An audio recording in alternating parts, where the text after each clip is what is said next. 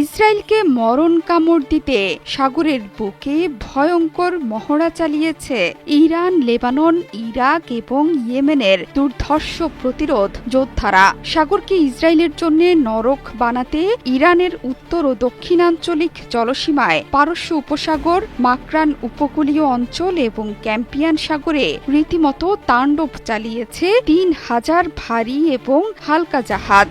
Islamic প্রতিরোধ যোদ্ধাদের সেই মহড়ার পরপরই গর্জে উঠলেন লেবাননের ইসলামিক প্রতিরোধ আন্দোলনের প্রধান শেখ নাঈম কাশেম। তিনি বলেছেন, ইরান হচ্ছে ফিলিস্তিনিদের কেন্দ্রীয় সমর্থক।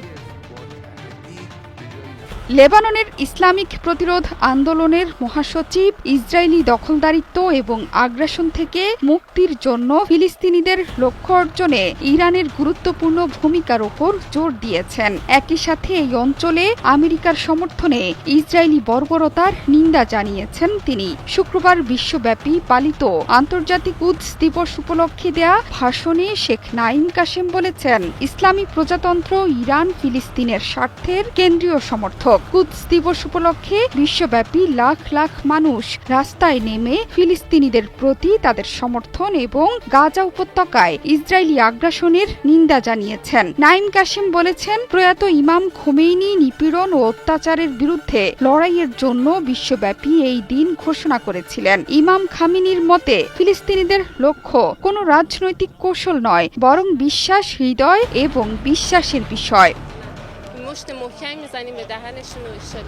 ইরানে ইসলামী বিপ্লবের বিজয় থেকে এখন পর্যন্ত ফিলিস্তিনিদের প্রতি ইরানের অবিচল সমর্থনের বিষয়টি তুলে ধরেন নাঈম কাশেম। শুধু তাই নয়, ইসরায়েলি নৃশংসতার বিরুদ্ধে প্রতিরোধের পক্ষে অনেক রূপান্তর ঘটেছে। এ সময় ইমাম খোমেনির পরামর্শ মতে সীমানা এবং রাজনীতির ঊর্ধ্বে একটি ধর্মীয় এবং আদর্শিক কর্তব্য হিসেবে প্রতি বছর বিশ্বব্যাপী কুদস দিবস পালনের আহ্বান জানান এই নেতা।